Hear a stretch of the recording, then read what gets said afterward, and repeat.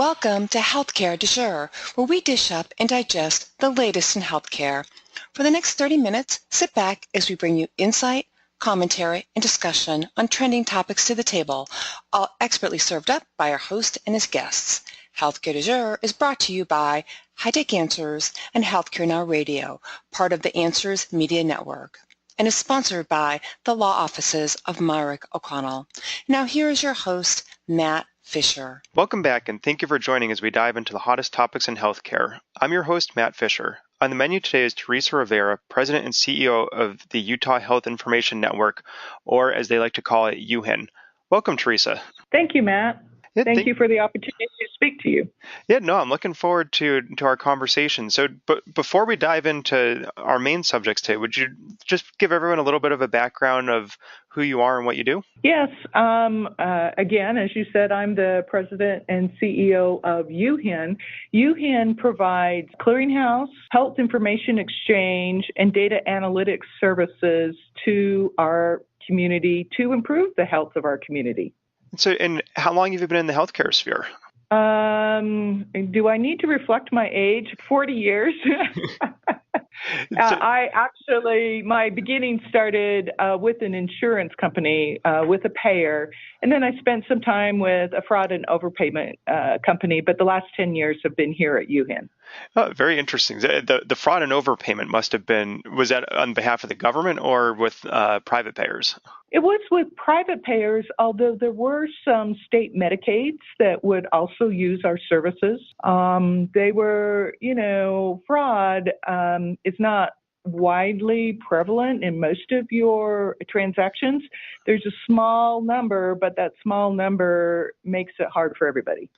Yes, no, I apologize for kind of going in probably was an unexpected direction, but in case you weren't aware, I'm a healthcare lawyer and I do a fair amount with the fraud and abuse regulations. So whenever people talk about the overpayments or fraud, it always catches my attention. Oh, no problem at all. So, but kind of as you said, for the past 10 years or so, you've been focusing with UHIN on clearinghouse and health information exchange issues. I'd like to talk about the clearinghouse side first, because I think a clearinghouse is something that people have heard of, but they're not really sure what it actually is and what it actually does. So would you be able to kind of help define what a clearinghouse is for us? Absolutely, Matt. It is a little unknown type of business because we are sort of hidden in the background. What we actually do is provide a secure pipeline for a provider to communicate with a insurance company or a payer. And so, as you know, they have to bill for services, and most of those claims are now electronic, and they connect to that payer through a clearinghouse. And likewise, a clearinghouse or a payer can respond back to that provider with payment information electronically, again, through the clearinghouse. Now, the clearinghouse ends up being this middle company that helps them communicate. So we're able to translate the data so that each end partner can receive it. And I have to tell you, the whole electronic age on we call it administrative exchange side of the company, has really grown, where most of the claims now are electronic. Most of the payments are electronic. A provider could request eligibility, and when they request eligibility on you from your payer, they not only get what benefits you have, but they get information of where you may be on some of your accumulated amounts, like how much deductible has been met, how much of your out-of-pocket has been met. If you have any maximums, how much of that has been met. We also have one other transaction that allows you to check the status of a claim. So all of this is electronic, and the idea is to increase the efficiency for the provider as well as the payer. So are clearinghouses, kind of that intermediary that has always been around, or is it kind of a role that really grew and developed out of the whole electronic interchange side of HIPAA, which is I think the largely forgotten side of HIPAA, even though arguably it's the biggest impact from that law? They've been around for a long time. We were actually established before the HIPAA standards were out there.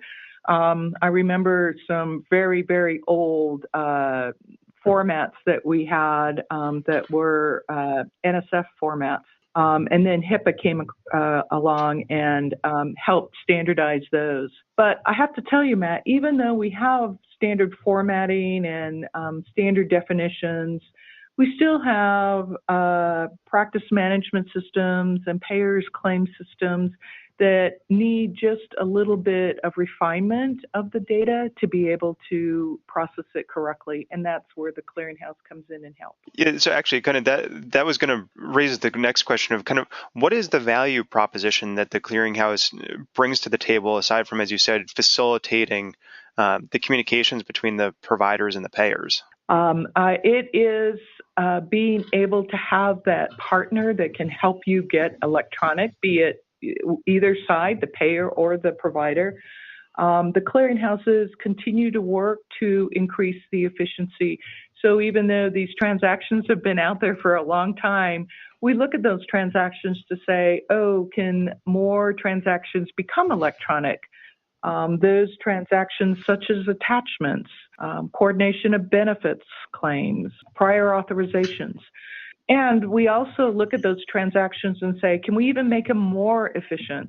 Can eligibility responses be answered in less than 20 seconds? Because there are people, your office managers on the other side wanting to have that information very quickly. And as you know, we're an impatient society. We need that data quickly. So we continue to work towards improving the electronic world and being able to increase efficiency. We're at the X12. X12 continues to work through various formats and looking at some additional transactions that can be created to add to the standard formats we all use. And then we work at the WHIE organization to look at implementation and opportunities for education. So we are an active bunch and continue to work through trying to increase the efficiency of this whole administrative exchange process. So kind of picking up on that efficiency aspect that you were just describing, what infrastructure challenges do you encounter in trying to improve that efficiency and then also kind of work with the other players within the healthcare ecosystem? Oh, infrastructure, one of the things, as you can imagine, is making sure you have secure systems. Many times people get nervous about health information exchange and the ability to share medical records. But what they don't realize is the claims data itself has a lot of personal health information that we can't afford to have compromised. So we work very hard to continually update the security of our systems. We refresh our software every 2 to 3 years to have the most up-to-date software.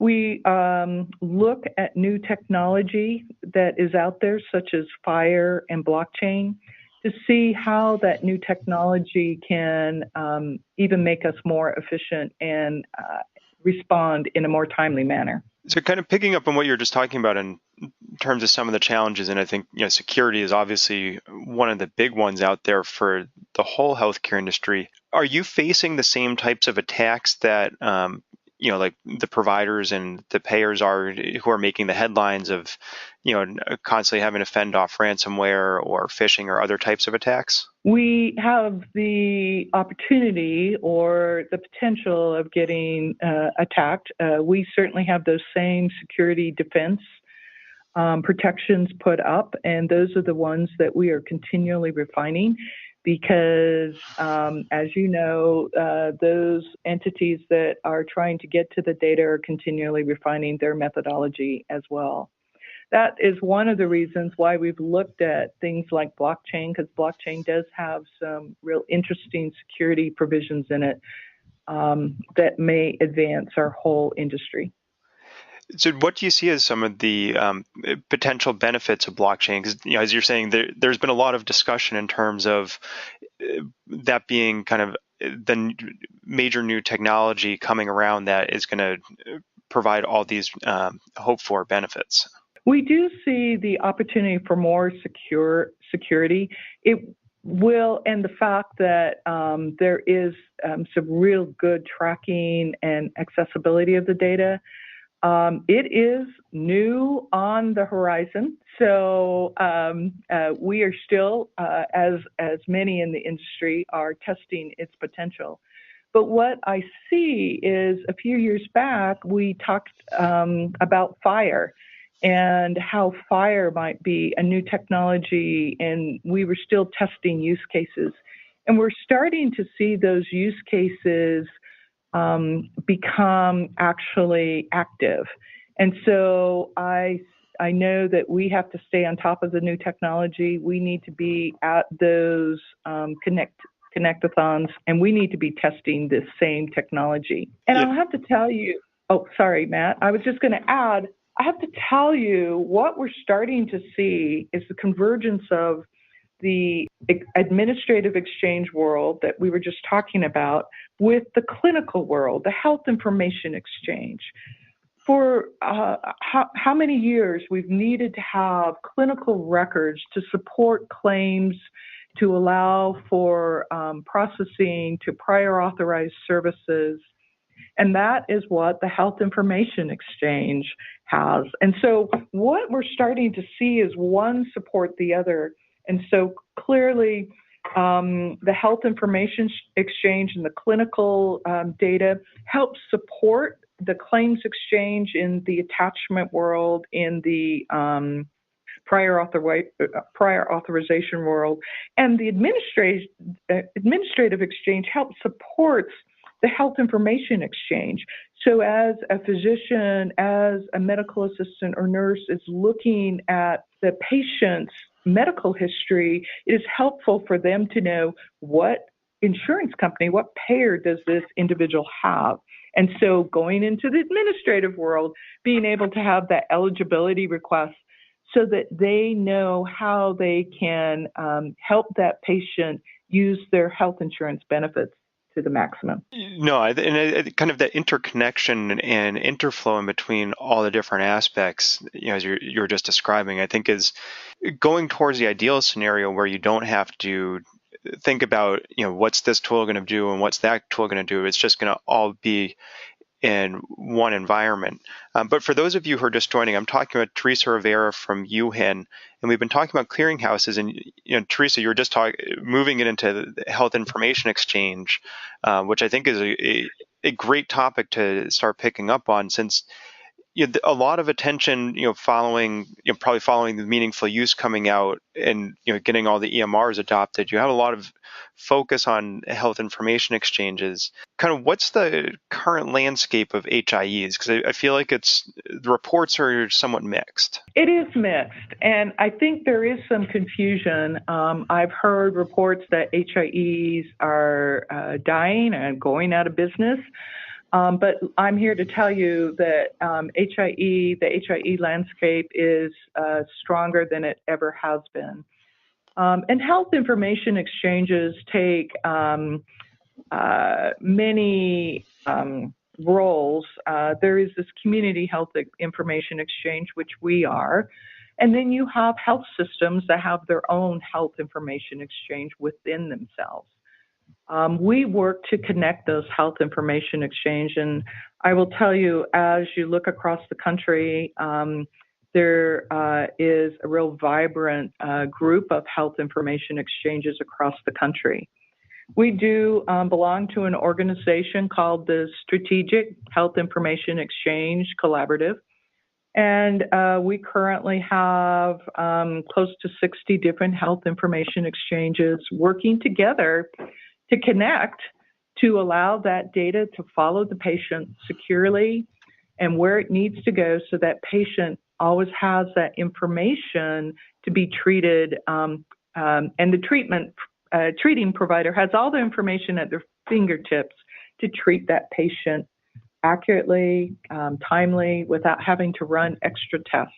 So when you're talking about within the organization trying to, and by organization I mean kind of that outside organization you were talking about where you've got I think you said 60 plus members. So is that HIEs from across the country trying to figure out if it's possible to connect those HIEs across the country, so you'd almost get, you could potentially end up with a national solution that's piggybacking off of the community solutions? More than just figuring it out, we have done it. So currently today, we are connected with 6 different HIEs, allowing that, because we know that those citizens in Moab, in southeastern corner of Utah, if they need care, they're not going to travel all the way up to Salt Lake City. They're going to go to Grand Junction, Colorado.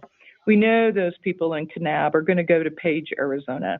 And so it is important that we've connected with those HIEs so when those patients go there, the data will follow them. A treating provider there can access the data, and vice versa. When they come home, their primary care doctor can get what was done so that they can follow that treatment and ensure that that patient is taken care of. I will tell you, we've seen a lot of success with this connectivity.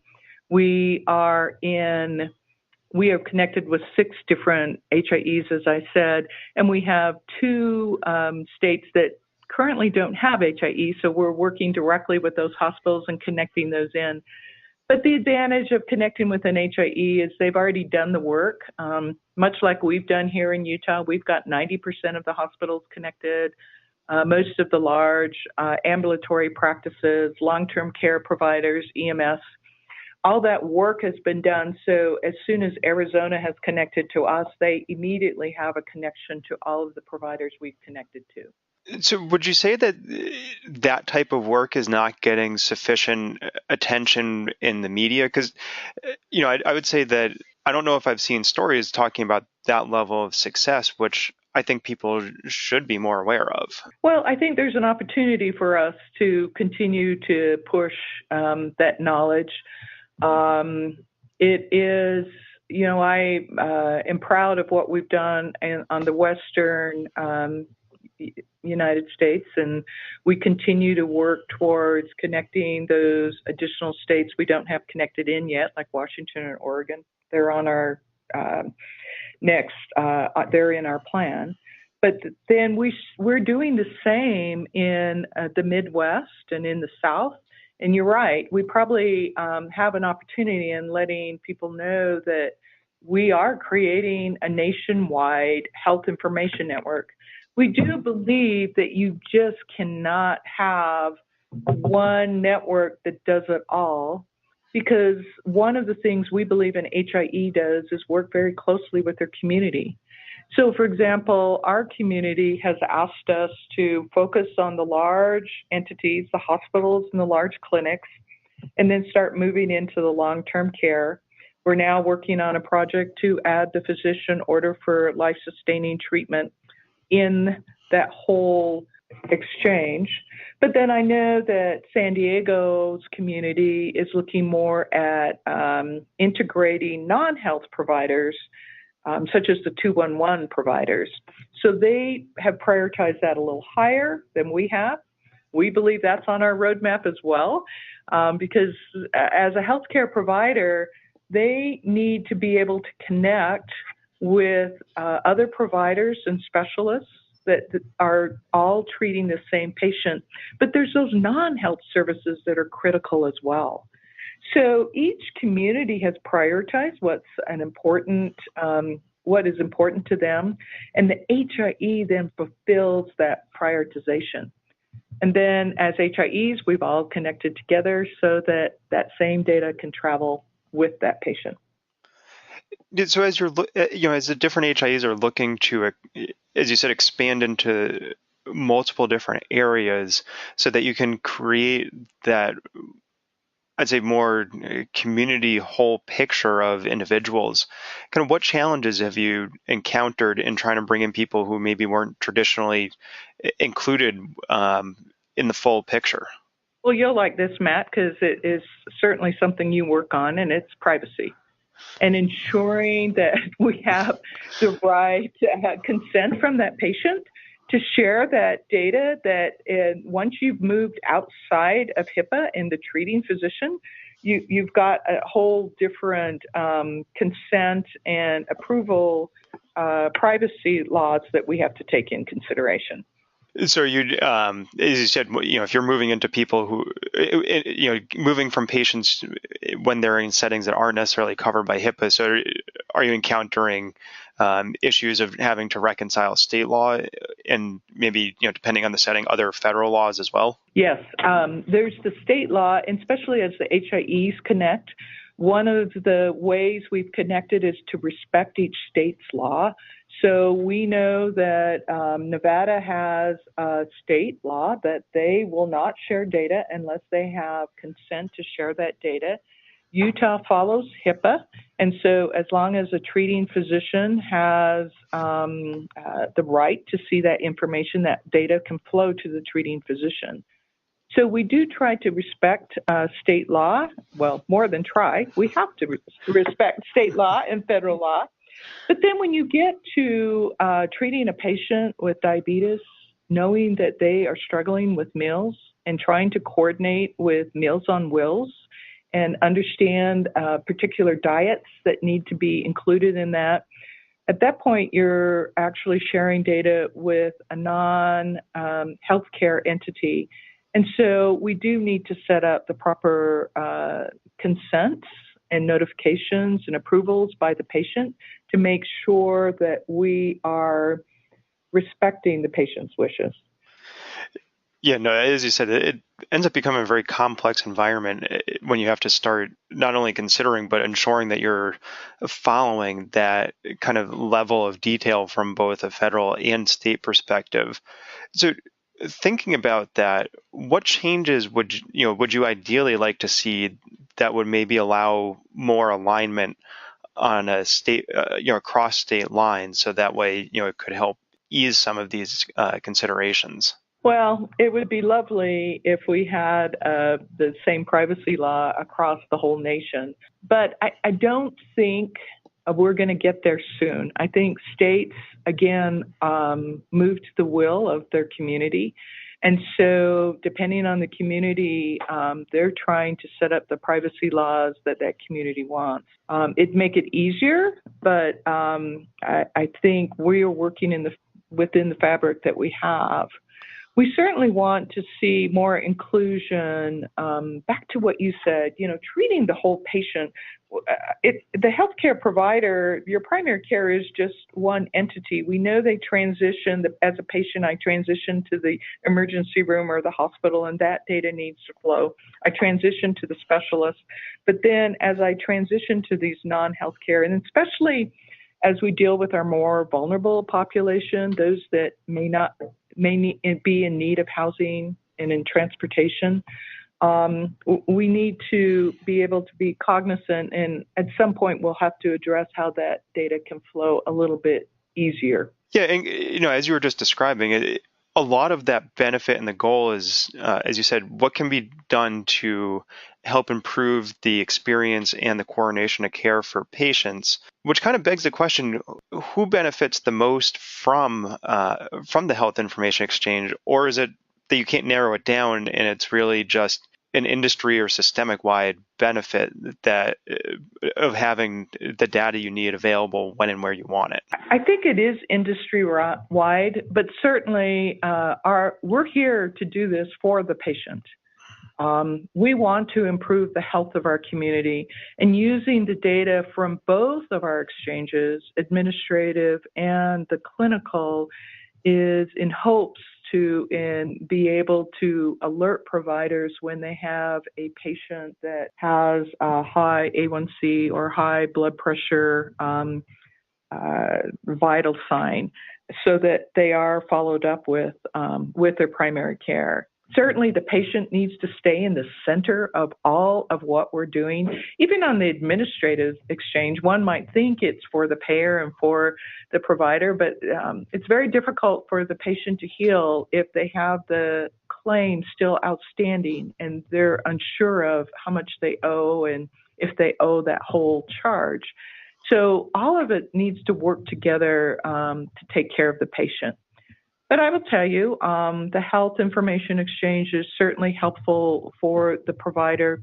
We know today, we have statistics that patients don't stay within one health system. And so as they move through and go through various health systems, that data needs to follow them. And yes, the payer will also benefit because utilization costs will go down. And in the end, our hope is our community is healthier and costs are lower because we had the health information exchange. Yeah, no, I think it's definitely, as you're saying, is once you start, focusing on what an issue so much as, like one particular side, it ends up flowing through and helping everybody. But amazingly, as we're already coming up to the end of our time today, I'd like to ask one final question and let you peer into a crystal ball a little bit and ask, what do you see happening with the exchange of healthcare data overall over the next couple of years? I think there's a real emphasis on that now. You see it on the national scene with TEFCA coming out from ONC. You see CMS focusing on data exchange and the use of data to improve health. You will see continued technology advances as we come up with new formats for both sides of the exchange. And we'll see the connection of those two exchanges because that data is so valuable and will be so valuable in improving the health of our nation. Well, as I had said, believe it or not, we are out of time already. I would like to thank my guest, Teresa Rivera, for a great conversation today. Thank you, Matt. And thank you to everyone listening. Keep the dialogue going and connect with me at #HCDEJURE. I'm Matt Fisher. Until next time.